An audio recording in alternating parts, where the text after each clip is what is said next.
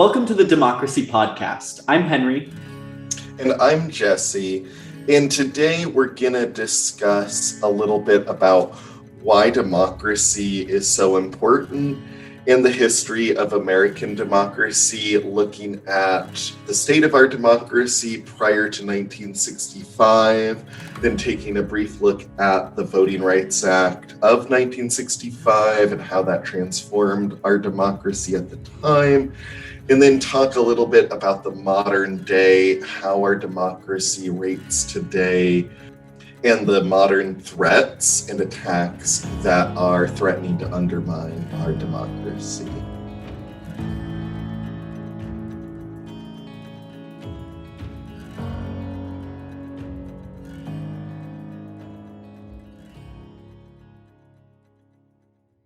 All right, so Jesse, to start, do you want to just talk for a second? What is democracy and why is democracy important? Yeah, so democracy is a broad term that basically means a government in society where the people have the power.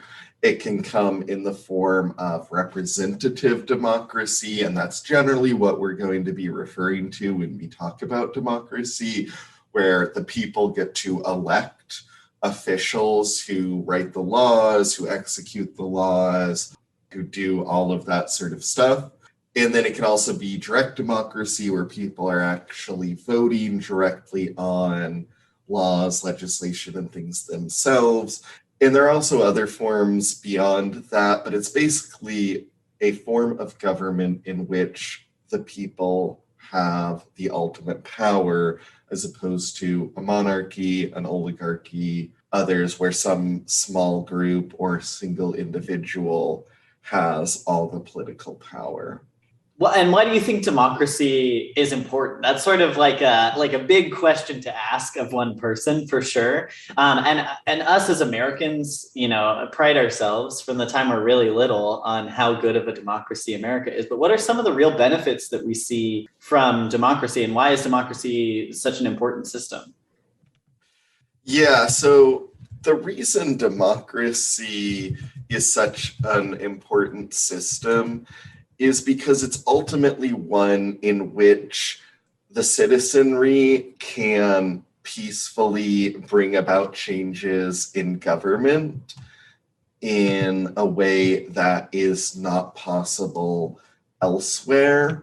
I'm reminded a lot of the Churchill quote, "Democracy is the worst form of government, except for all the others," in that democracies are deeply flawed, they're often inefficient, and there's often times where, one side is winning and it's only slightly larger than the other side. So it's like a 51-49 type of decision.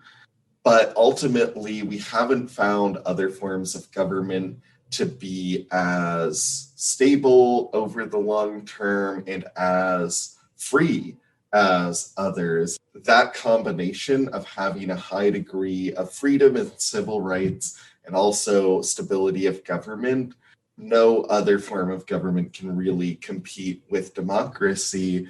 And I also think, to just bring it to your everyday life, the only reason that you have any options for redress when a government agency fails you or does something wrong is because we live in a democracy. If there's a pothole on your road, the only reason you can call someone who might listen at all, even if they are not necessarily going to be responsive, is because we're in a democracy. That just doesn't happen in dictatorships. But yeah, I'll pass the question back to you if you have anything to add there, Henry.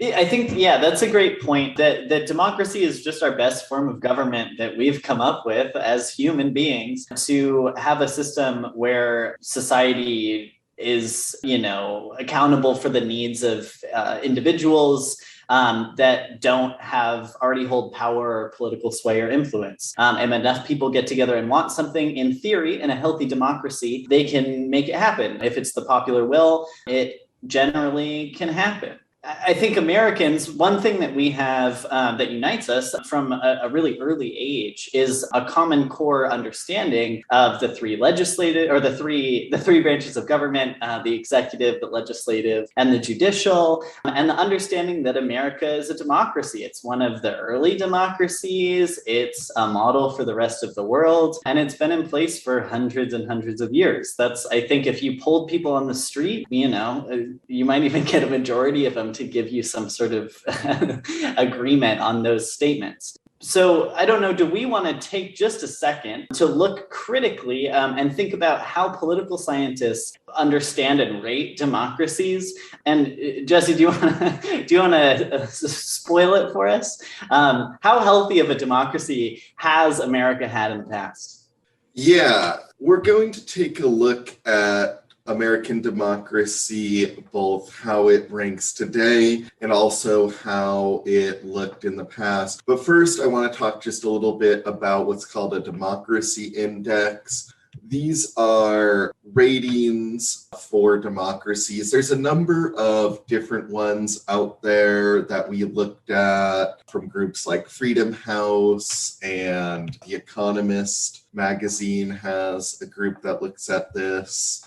And they all use similar rating systems that are based on a series of questions. Most of them have around 60 questions, and they try and ask experts or ask other folks to rank various nations according to these 60 questions to really get an understanding of not just like whether this country is a democracy or not, but they sort of see democracy as a scale, with some countries being much more democratic than others.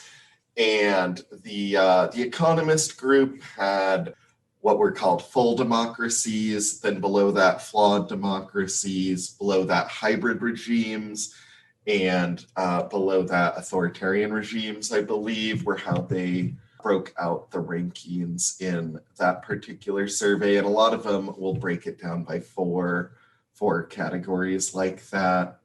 And yeah, I don't know if you wanted to add any more detail on like just what democracy indexes are before we get into some of the specific questions. Yeah, I think you gave a great summary, that there are these surveys that are often not yes or no questions. That, they'll be rated on a spectrum out of 5 or out of 7 or for 60 different questions that cover a broad swath of society.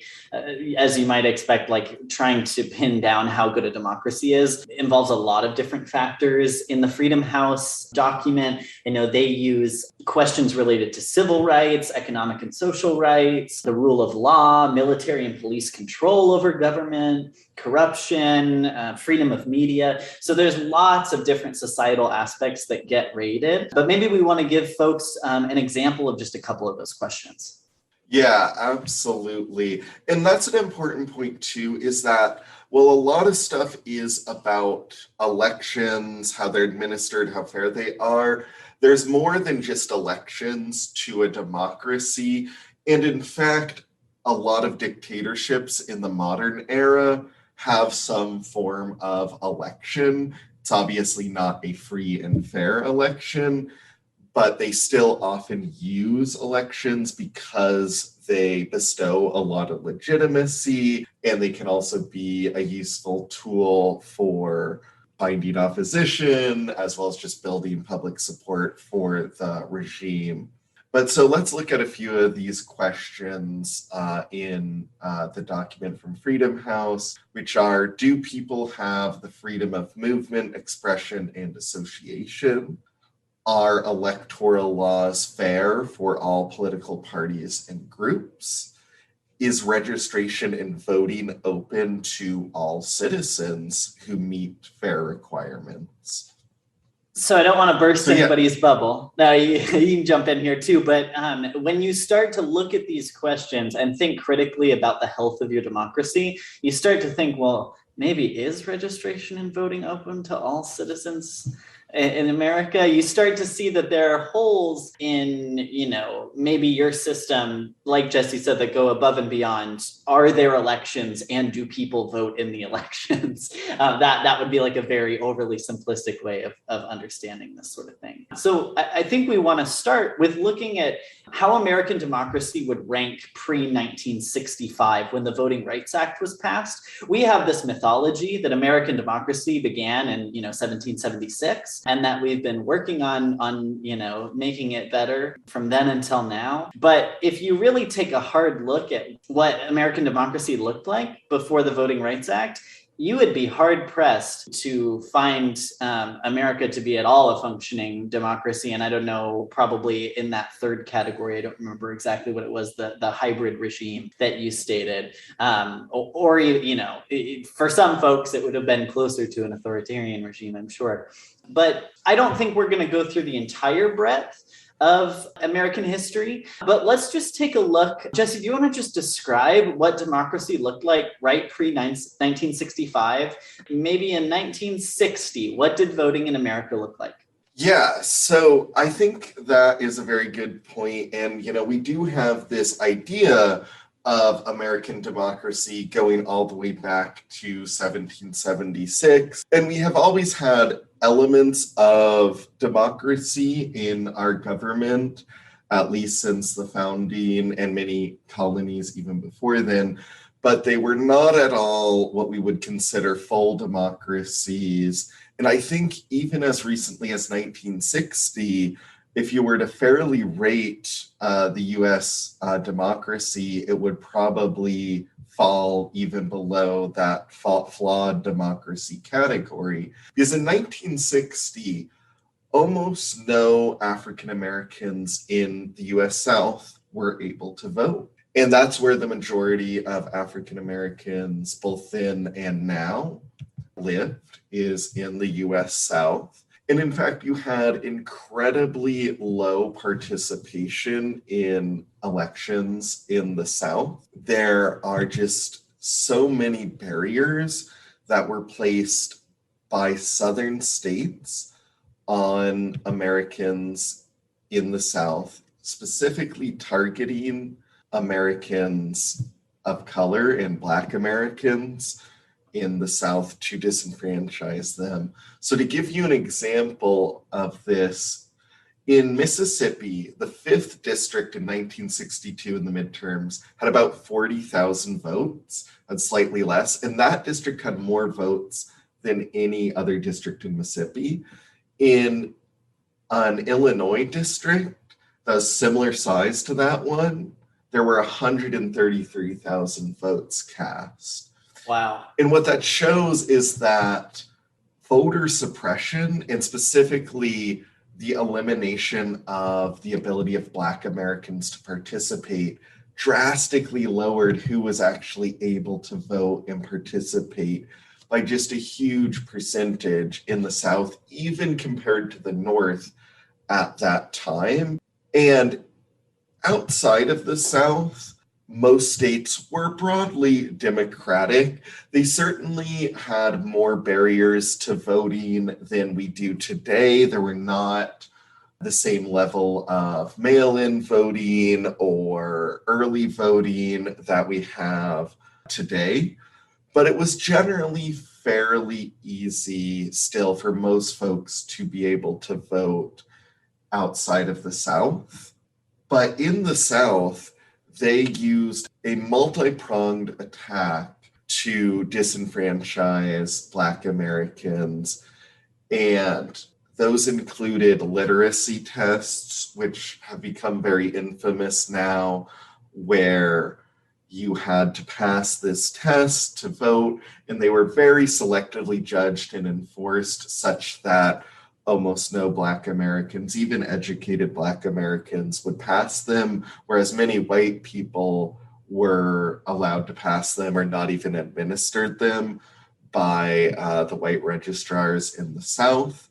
They also, for decades, used grandfather clauses, which essentially said you can vote only if your grandfather voted, or they would combine grandfather clauses with other things like literacy tests. Like they would say you have to either have a grandfather who voted or pass this literacy test. And of course, those worked because no Black Americans had grandfathers who had voted, and they often would have a specific date of voted before 1865, 1867, sometime right around the end of the Civil War.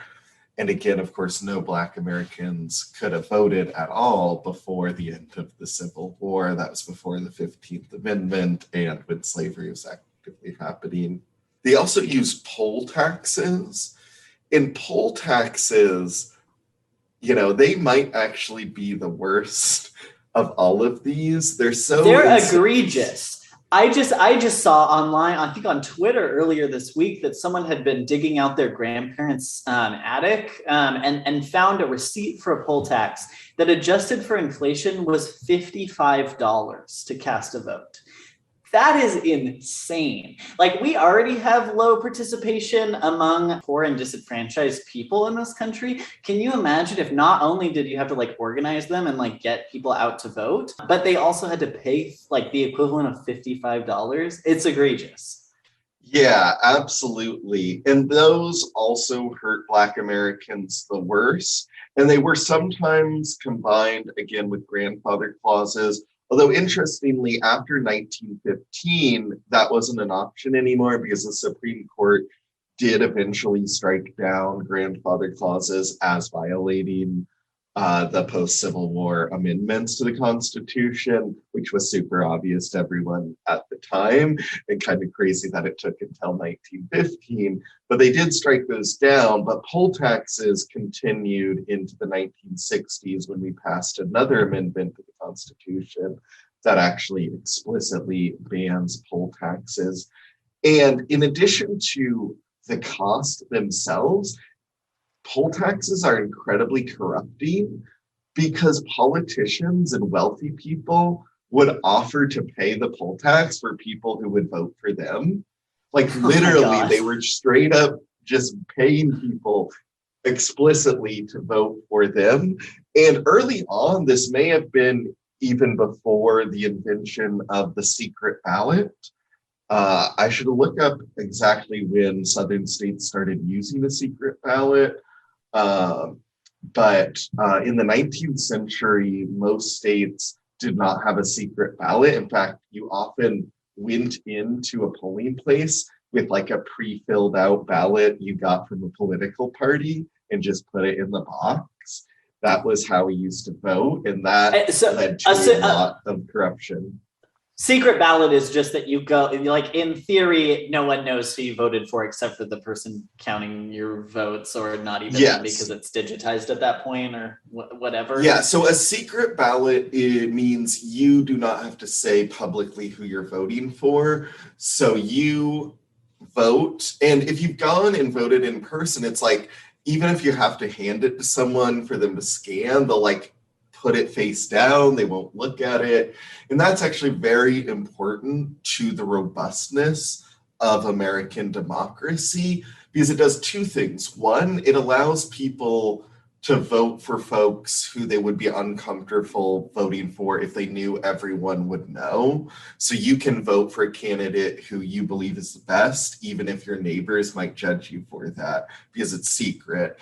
And also it's a big anti-corruption and anti-vote buying thing, because with a secret ballot, if someone is trying to buy votes, you can be sure, I'll take your money, but they have no way to verify you voted for them.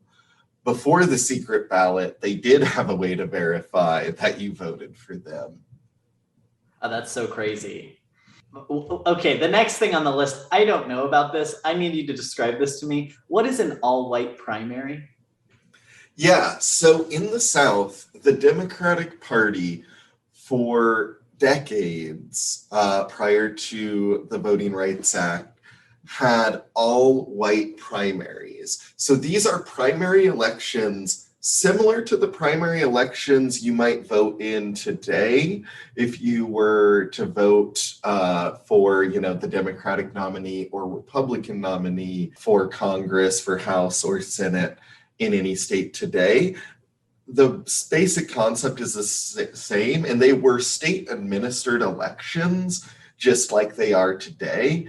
But because it was technically a party primary, a white-only requirement was allowed to stand with the courts for decades because they're like, oh, they're a private party. They can do whatever they want. And in the South, at the time, the Democratic Party was essentially a one-party state in the South. Like, none of the Southern states after the end of Reconstruction had significant Republican parties.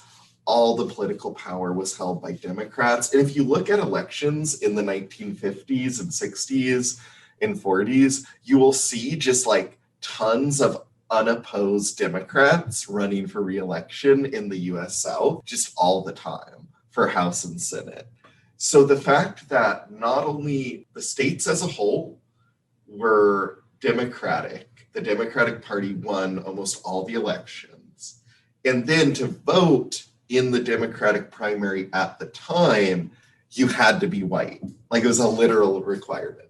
So I was talking about how bad poll taxes were before, but the all-white primary is actually definitely worse. And when you look at the combination of all of those things, like, it's no wonder that I'm pulling up an article in front of me right now that's saying there's counties in Mississippi that right before the passage of the Voting Rights Act had black turnout of like 6%, sub 6%. And to me, that's even seeming high. Like the incentive to even participate at that point is so low. And that goes hand in hand with, like, those are the institutionalized bureaucratic barriers to entry and barriers to voting. And that's coupled with, the next thing we have on the list to talk about on here, which is racial violence and terrorism, whether that's police brutality, whether it's the KKK, lynching, like mob violence, domestic terrorism. It wasn't like those completely unfair elections were operating in a safe situation. It was like a completely violent and terrible place to try to participate in democracy as a disenfranchised person of color. Yeah, absolutely. And in fact, the terrorism, mostly from the KKK, was associated both with trying to push back against the civil rights movement in the 60s, and you saw, bombings and a lot of attacks on Black activists and organizers, and even white activists and organizers who were aligned with Black Americans. Like people going down to try and register people to vote were frequently attacked. But even earlier than that, part of how Reconstruction collapsed, and in fact, a main driver, is that after the presidential election of 1876, the federal government pulled back troops and support in the South, and that allowed the KKK and other white nationalist groups, white supremacist groups in the South, to use violence and terror with a free hand, because the local white authorities were not ever going to intervene. And so they started to target Black people who were trying to participate, because there were actually a number of elections in the 1860s and early 1870s where you saw many Black men vote and you saw many Black men get elected to various offices, primarily from the votes of other Black men in the South, and they were being elected at that time as members of the Republican Party. And the way that finally stopped was that once the federal troops were no longer there to protect Black political participation, the KKK and other white supremacist groups were able to use violence to stop Black people from participating. And then that allowed them to take over the state governments completely, even in states where Black people were a majority or a near majority of the population at the time. And once they controlled the government, they passed all these Jim Crow laws. A number of states like Mississippi rewrote their entire constitution in 1890, I believe, was the year, specifically to put in Jim Crow laws into the Constitution. And that was both on the voting front as well as just the general segregation and other things we associate with Jim Crow at the time. So so it was instrumental to the start of this whole project, was the violence. It strikes me that if you were learning about American history outside of America and outside of just the K-12 public curriculum, that 1965 and the passage of the Voting Rights Act would almost be seen as like a revolutionary moment, or like a big turning point, or really, I think what we're arguing, a starting point for American democracy to be significantly more inclusive. Obviously not perfect, but before that, to even consider it a true democracy, which I think most people still have that sort of fantasy in their minds. When you really look at some of this stuff, that's a hard position to argue.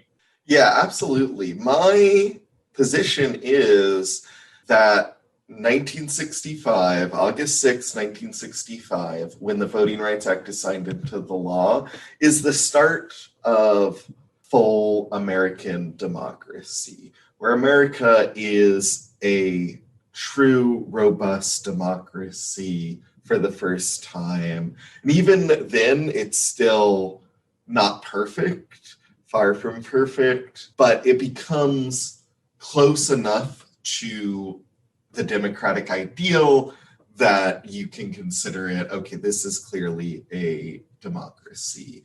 In a way that before then, I think it would be at most a hybrid regime where you had democracy in the northern states and this close to oligarchic system where only white people, and often only middle and upper class white people, could meaningfully participate. Let's take a break there and hop back in with how America ranks today.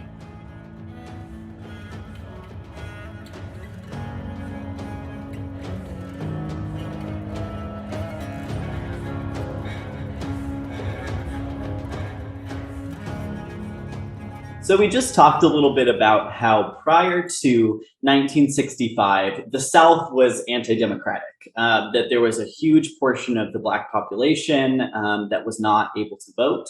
And in 1965, under President Johnson, the Voting Rights Act was passed, which was the federal government's attempt to alleviate and get rid of some of these voter suppression, voter intimidation tactics that were at play in the South. So Jesse, do you want to tell us a little bit about what was in the Voting Rights Act?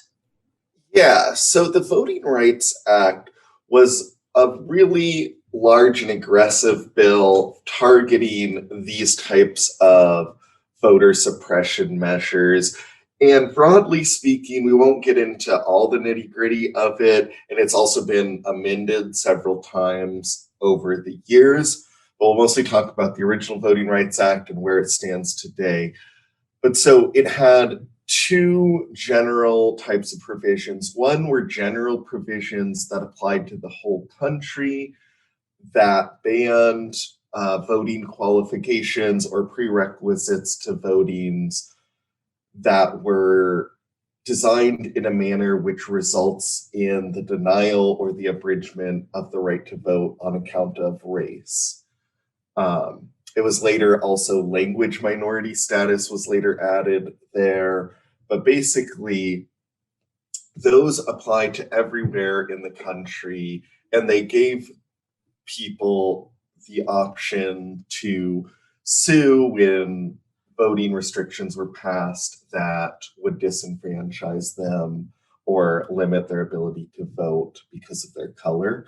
And then there were also special provisions that applied only to certain state or local governments. This is commonly what's called Section 5, you may have heard about. So Section 5 is talks about the pre-clearance requirement that certain areas have to cover. So pre-clearance meant that a jurisdiction that was covered under Section 5 had to get special permission from the federal government in order to change its voting laws. And this was really the sort of masterstroke of the Voting Rights Act, is because what had happened in the past when the federal government had tried to protect voting rights is that the South would just try new things and come up with different devices. And then even if many of those got struck down in courts later, if you just used them for a few election cycles and then just kept coming up with new and different ways to discriminate, that would allow you to sustain this disenfranchisement in the long term. But so the pre-clearance requirement in Section 5 was really what allowed the federal government to really block a lot of these voter suppression laws. And the great thing about the Voting Rights Act is that it just worked. It was a huge success. We saw hundreds of thousands of Black voters in the South registered to vote in the wake of its passage. And we still have very high political participation in the South by Black Americans relative to pre-1965. But there are two important notes about today here. One is that Section 5 effectively doesn't work anymore because the Supreme Court struck down the coverage formula, meaning the formula they use to say which jurisdictions are subject to Section 5 in 2013, with the idea being that it was based off of data from before 1965. And of course, the reason for that is that since 1965, all of those jurisdictions have been banned by the federal government from engaging in a lot of these provisions. So when you hear about voter ID laws passing in states like Alabama, Georgia, North Carolina, when you hear about other limits to like early voting and things like that, all of those would have been subject to pre-clearance prior to 2013, but are not today. And similarly, in the Brinovich decision of 2021, the Supreme Court also limited the effectiveness of Section 2 by essentially saying that it's fine for there to be a certain level of disenfranchisement and burden as long as it doesn't go above a certain level. So the Voting Rights Act today is a lot weaker than it was when it was passed because of some of those court decisions. And the Voting Rights Act is fundamentally what ended Jim Crow, ended the use of a lot of these tactics that kept Black people out of power in the South for decades. So that is just important context of where we are today. And we're going to talk later about some of the attacks on our democracy, but it's important to realize that the Voting Rights Act, which was a great tool for protecting our democracy, has been vastly weakened in the last 10 years by conservatives on the Supreme Court. I think it's also important to think about the Voting Rights Act as an example of how a federal intervention can dramatically improve the democratic process in America. These interventions can work. And so going forward and looking at the state of play of American democracy in 2021, we have to keep in the back of our mind that it's not inevitable and that there are things that the federal government can do to enhance American democracy.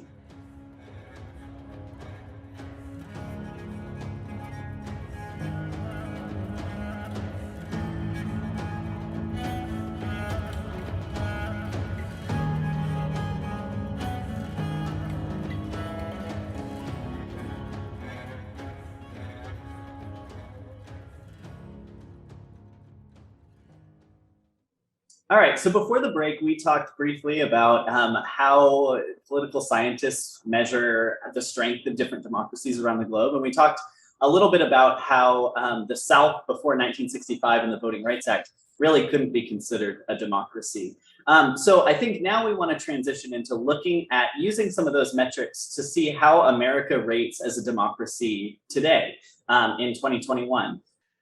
Prior to the 2016 election, the US was largely considered a full democracy, always ranked among the highest tier of rankings that were used in whatever democracy index you were looking at. And then after the 2016 election, a lot of places started ranking the US as only a flawed democracy, and that's what it was ranked in the most recent Economist metric was as a flawed democracy.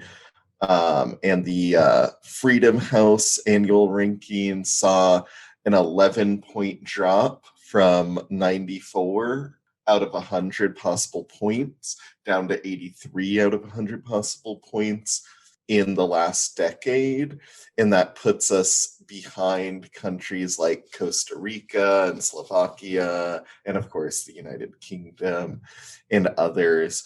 So the reason that a lot of these places cite for these drops are the increase in gerrymandering, the increase in voter suppression, and then also a lot of the conduct of Donald Trump and his administration, particularly after his defeat in the 2020 election, with him creating all these lies of voter fraud and all of that stuff. And really, 2020 was actually the first time in at least over 100 years where you can't really say we had a fully peaceful transition of power. We did have a transition of power in this country, but it was quite literally accompanied by violence trying to stop that. And I think there are two takeaways here. One is that we're already sliding down and becoming less democratic today than we were a decade ago. And so that's a very concerning sign. And you're seeing multiple different institutions that try and rank democracies showing that the US has declined in the last 5 years, 10 years, 15 years. And the other takeaway is just how damaging some of the things that Donald Trump has done specifically, and also that the Republican Party has done. So yeah, I don't know if you want to take over here and talk a little bit about like 1/6 and the events that Donald Trump perpetrated after the election. So I think both the Economist rating and the, sorry, what's the House one? Freedom House. Freedom House. Both of those rankings came out in January, I think, but like in early January or December before 1/6, if I'm not mistaken. I want to go back and look at that, but I think that those are like end of year summaries that rate democracy for the last calendar year. You want to go ahead and double check me on that. But so I think that those ratings came out under the context of the election had happened.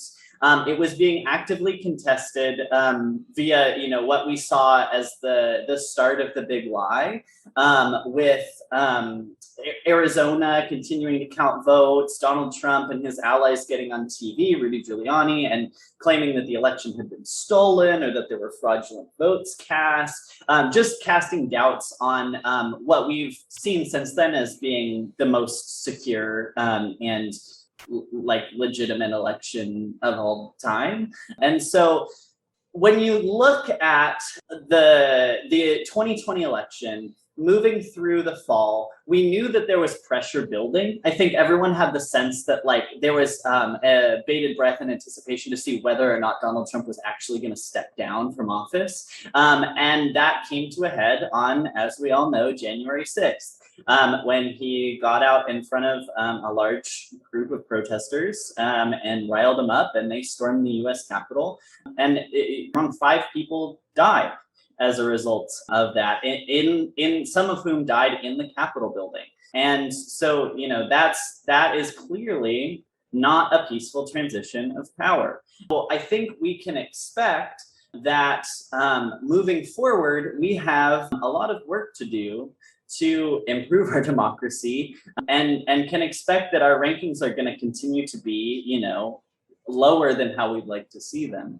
I think for, a country where we pride ourselves on democracy, like we talked about in the first section, ending up with a rating of a B-, where people are shot and killed in the Capitol building during, what was a completely legitimate election from a scientific standpoint, is shocking and deserves much more attention and scrutiny from the general public. Yeah, absolutely. So it's worth just stepping back and thinking more deeply about 1/6 and what happened there. This was the first time since 1876, I believe, in which Congress was actually delayed in certifying the results of a presidential election, certifying the electoral votes. And it was delayed because of a violent attack that was purposefully orchestrated by the President of the United States. Donald Trump held a rally that day and told his supporters to go there, go down to Congress. And he never at any point, once they got into the Capitol, he didn't send in troops. He didn't go on social media and say, stop, don't do this. I just meant for this to be a peaceful protest. No, he egged them on, even as people like Kevin McCarthy, Mike Pence were trying to call him and get him to de-escalate the situation. And then it's not just 1/6. The big lie, as we call it, which is the idea that there was some voter fraud or other things that Democrats or leftists did to steal the election, of which there's never been any evidence of, and in fact, all the evidence suggests the 2020 election was more safe and secure than most elections that we've had in our history. That is still believed by a majority of members of the Republican Party. It's being used by elected Republicans to propagate all these other attacks on our democracy, some of which they've been engaging in for much of the last 10 years, other of which are new. And I'll just run through some of those attacks real briefly. The first is, of course, voter suppression that you've probably heard a lot about, requirements for there to be voter ID combined with making it harder to get voter ID for certain populations, changing registration deadlines, limiting early voting, limiting mail-in voting, limiting drop boxes, all these things that are being done by Republicans. They're justifying doing them by citing the lack of confidence in the election or citing explicitly the big lie and that there was fraud. And that is just doubling down on this anti-democratic tendency. And the reality is that the voter suppression part of it is probably the least impactful and least scary of all the attacks that are happening. Because in addition to voter suppression, we've seen several things, some of which are directly related to Trump and the big lie, some of which come before that. So, one thing we're seeing now is trying to overturn the results of an election. On 1/6, in addition to the protests, a majority of House Republicans voted against certifying the results in Pennsylvania and Arizona, even though there's no evidence of fraud or any other significant voting impediment. Like they were just normal, safe elections in those states overall. And the only concerns really were attempts by Republicans to limit access to voting, but they still tried to not certify those results. And we're now seeing state legislatures passing laws that give them greater control over elections, that allow them to, that lower the standards to overturn the results of an election. The Texas bill that has thankfully been blocked by the Democrats walking out and denying a quorum had legislation that would have lowered the standard of evidence you need to overturn an election. And we're also seeing that Republicans who stood up to Trump, stood up to the big lie, are being marginalized in multiple ways. One, in Georgia, they removed the Secretary of State from his position as like the chair of like the statewide board of elections or whatever it's called there. And they did that because he was a Republican who straight up told Donald Trump, like, no, we counted it, we triple checked, we did a recount, everything. The results are Biden won by 10,000 votes or whatever it was, and there's no evidence we found of any fraud. And so because he was willing to defy Trump and actually do his job, they removed him from that. And he's also facing a primary challenger in the 2022 elections already. So he may also be defeated and replaced by a more radical Republican who's much less likely to stand up to Donald Trump. That strikes me to just take a step back and look at the differences between the 2000 election and the 2020 election, in that like a Republican president was elected by losing when also lost the popular vote. And in Florida, we had some tactics be deployed by the Bush campaign and by the governor of Florida at the time, Jeb Bush, that sent folks home early and ended up in a Supreme Court case that handed George Bush the election. That I think everyone remembers as a crazy time. But to take that in its entirety versus all of the different tactics and like, did the general public have in the back of their head that states could elect their own slate of electors? Like that wasn't in the public consciousness. Like there also wasn't like stripping power from secretaries of state or passing massive voter suppression bills or lowering the preponderance of evidence needed to claim fraud in an election. Like just the number of weapons that are being trained on our democracy by one party is just significantly higher now than it ever has been in the past. Yeah, and thinking about that too, the reality is Al Gore and Democrats more broadly could have done a ton more to like contest that election. And there's an argument that maybe they should have, because there really was no legitimacy to George Bush's win at that point. But they were like, well, like the Supreme Court is the Supreme Court, and we're gonna let this matter be settled. Because there's this idea that like once something is settled and you lose, you should like for the good of the country, you shouldn't keep fighting. Donald Trump was nowhere near as close and had nowhere near the legitimacy that Al Gore would have had, because one, he was more than 10,000 votes away from losing any of the multiple tipping point states he would have needed to win. So it wasn't this 500 vote margin that it was in Florida. And two, he also was nowhere close to winning the popular vote, whereas Al Gore, of course, did win the popular vote at that time. And unfortunately, I haven't even gotten through all of the different attacks on democracy that are out there. So, one of the biggest ones that we haven't talked about yet is gerrymandering.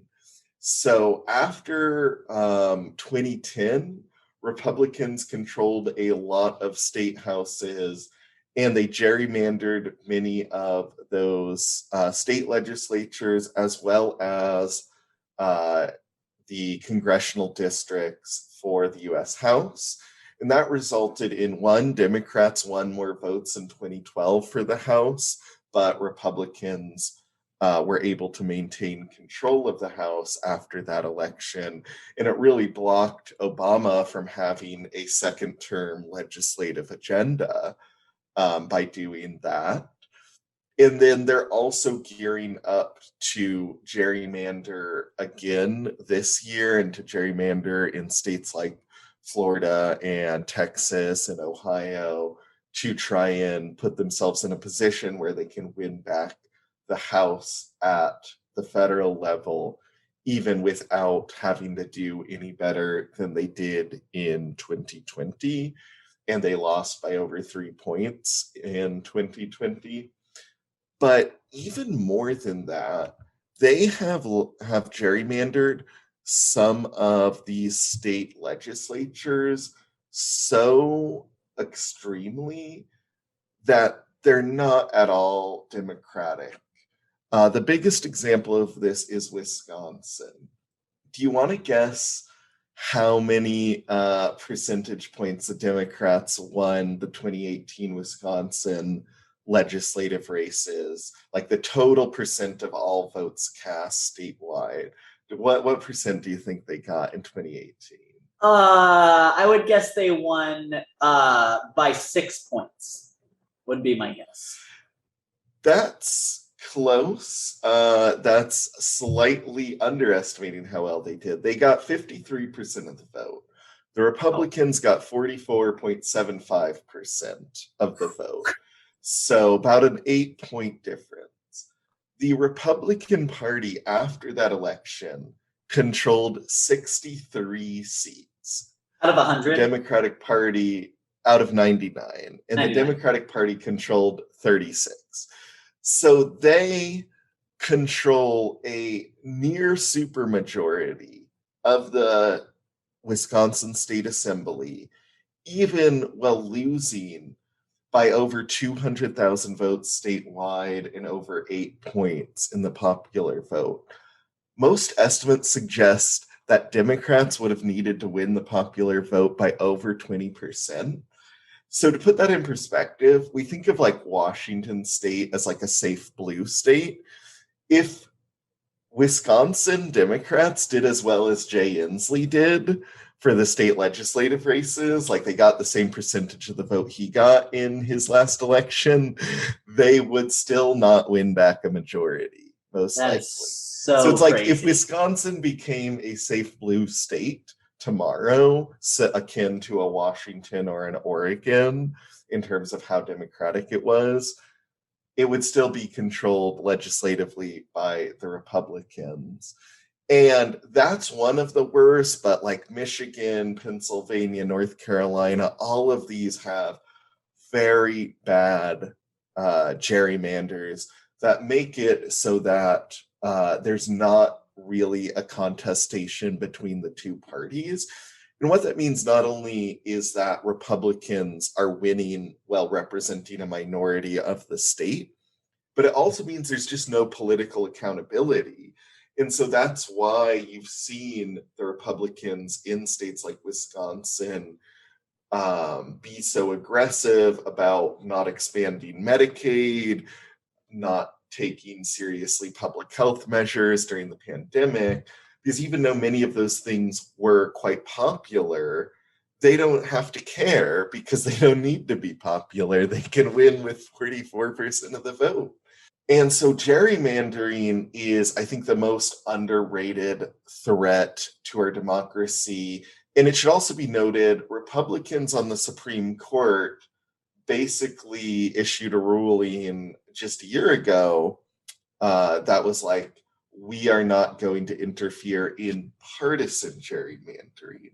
So they will still theoretically throw out gerrymandering that is designed to suppress Black political power or other minority groups' political power, but they will not interfere at all in purely partisan gerrymandering.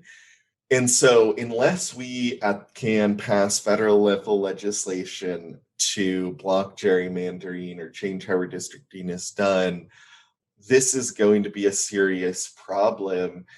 And I really have no idea what's going to happen in Wisconsin, Michigan, Pennsylvania, where you have Democratic governors and then gerrymandered Republican legislatures, because the legislatures are going to all try and draw aggressively gerrymandered maps again, and then the governors will veto them, and it's not clear like how that will play out. Will it go to the courts? What will the courts do or say? So that's gerrymandering. And then one other threat that has popped up that we haven't talked about as much yet is stripping offices of power after they lose them. So in 2018, Wisconsin Republicans passed a number of bills in the lame duck after Scott Walker was defeated to limit the power of the governor's office, because they were like, well, Democrats coming in. They also, I think, targeted the Attorney General's office, which was also won by a Democrat that year. So like they eliminated the governor's ability to choose the leader of the state's economic development corporation. They required the governor to get permission from state lawmakers to ban guns from being used on the state capitol or brought into the state capitol. They made it more difficult for them to withdraw from a GOP lawsuit challenging Obamacare, among other things. And that also happened in 2016 in North Carolina, where a Democrat won the 2016 gubernatorial election there, defeating the incumbent Republican. And then Republicans passed a bunch of laws to weaken them, including one thing they did there is they changed how the state election board members were appointed, so that before the governor's party always got a majority because the governor appointed 3 of the 5. They made it so that it would be split between the governor and the legislature, I believe, and such that there'd be an even number of Republicans and Democrats on those boards. They also made it so that the Republicans would chair the boards during election years, which is obviously much more important for an election board. Yeah. In Wisconsin, just to show how egregious this is, Tony Evers won the election by a 1.1 percentage points, and then was completely neutered of power before he could even get it. Like, that's crazy. Yeah, and also the reality is Evers should have been coming in with a, at least narrow legislative majority, because at the state assembly level, Democrats did even better in terms of the percentage of the vote that they captured. And so really what was happening is that the people of Wisconsin in 2018 were like, we would like to be run by Democrats. Democrats won every statewide race. They were close races, Evers in particular, just 1 point. But every statewide race was won by Democrats. And then Democrats got more votes for state legislature in both chambers. But because of the gerrymandering, they weren't able to retake that majority. And so things like Medicaid expansion have been blocked, even though it's clear that a majority of voters want that. And it's also just good policy as well. So it's like, if you look at just Wisconsin in isolation as a state government, like it's probably not even a flawed democracy. It's probably like a hybrid regime at this point. And, there's still obviously a lot of, freedoms and protections to protest, to do things like that. We score very highly still on some of those civic freedom measures that those democracy indexes look at. And so that keeps us, somewhat above water. But our elections and how representative they actually are not good. And I'm struck too, that whole conversation is talking about things that have really come to light in the last 10 years or in the last 5 years. And it doesn't take into account any of those like structural problems with American democracy that in a time when like we weren't in just a state of constant crisis would need to be addressed to like really make American democracy as robust as possible. I think about the Electoral College, where places like Washington D.C. are not represented despite being bigger than 2 states. That is a super regressive institution that's existed for our whole existence. I also think about the Senate, which was, established in a way where each state gets 2 representatives, which means that smaller states are disproportionately represented in one of our 2 legislative chambers. I don't know. Do you want to chime in on any of that kind of stuff too? In addition to the attacks we're seeing where Republicans are going in and changing laws, changing procedures to make our current governments less democratic and using their power to advance their own power, even in anti-democratic ways, we also just have a lot of baked in anti-democratic systems in our Constitution. And a lot of that just reflects the age of our Constitution. And essentially, we have a lot of compromises that were created that made some sense as compromises in the 18th century, but that are still with us today. So obviously, the Senate is one of those where people in Wisconsin have something on the order of like 80 times the power and representation as that's people in Wyoming. 80 times the power of people in California. Wyoming being the smallest state gets 2 senators, about 500,000 people. California, nearly 40 million people, 2 senators. So that is baked into the system, and it's quite anti-democratic. And then we have the Electoral College, which, it's hard to say. The Senate has a bigger skew in terms of the power of voters in certain states being just way more than the power of voters in other states. But what's even worse about the Electoral College is that, especially mixed with our modern, highly polarized environment, is that it makes it so that you have basically anywhere from 5 to 10 states, maybe a few more, a few less, theoretically possible, where votes actually matter. And then outside of that, no one really cares because everyone knows, that California, Washington, New York are going to be won by Democrats, and that Alabama, Mississippi are going to be won by Republicans.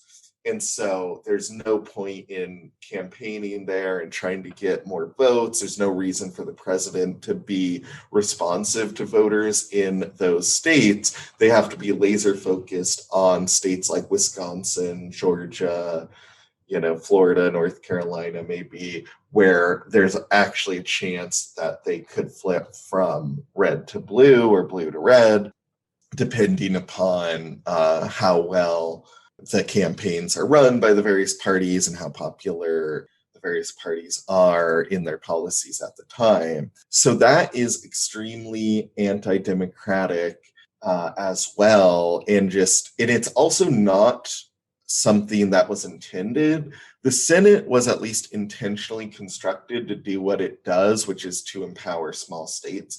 The Electoral College was not intended to empower swing states. That concept actually did not exist when they created the Electoral College. And it was intended to be that we were going to go out, vote for the electors who would be like locally known, smart people. And then they would actually get in a room and like discuss and like actually vote. So it was much more of like originally envisioned as like an independent thing than the way it functions today. And of course, gerrymandering in the House is also, it's both a modern thing and also a vulnerability that was built into the system. And I think part of that was just a lack of vision about like, oh yeah, if we give legislatures the ability to draw these districts, like they will do it to favor themselves and their party.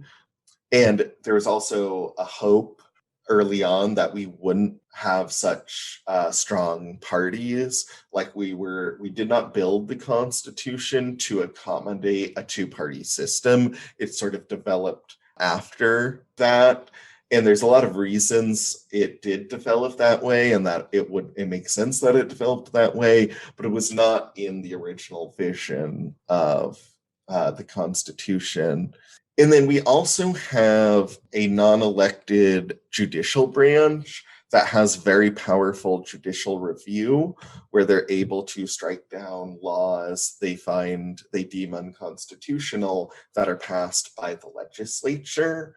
And one thing that's happening right now, of course, is that the Supreme Court is controlled by appointees of the minority party, and at least four of those appointees were appointed by presidents who did not win the popular vote, Donald Trump and first term George Bush. So we have this very conservative Supreme Court that is not at all reflective of our democratic institutions and what people are voting for or want there. And it's a very powerful court relative to courts in other countries. And there's a real question of how much of judicial review was built into the Constitution. Like it did not explicitly say they could strike down laws. That was like a finding the Supreme Court found itself in an early Supreme Court case. It's pretty good move. And there's a lot of history there, but we have a very strong and powerful judiciary that has been captured through popular vote losing presidents and through norm breaking Senate majorities that also did not ever have a popular vote backing them. And so all of that leads to a lot of power for a political minority. And one thing that's happening today that I don't believe has ever happened before, and certainly not to this extent, is that all of these anti-democratic features from the Senate, the Electoral College, and the judiciary are all tilting heavily towards the Republican Party. So it would be one thing if the Senate favored Republicans, but the Electoral College favored Democrats, and the courts were more evenly divided or something like that. But all three of them right now are favoring Republicans. And there's nothing, intentional to that.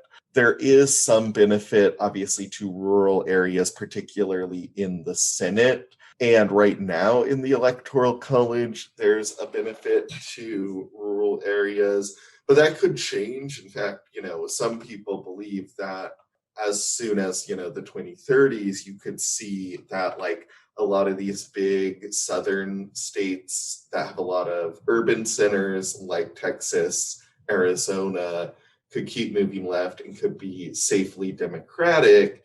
And at that point, even if the more rural places like Wisconsin and Michigan have gone red, you could still see a situation where Democrats could win the Electoral College again without even winning the popular vote. And Obama in 2012 technically would have been able to win the Electoral College even with a narrow popular vote loss. If you look at the tipping point state in that election and his popular vote margin.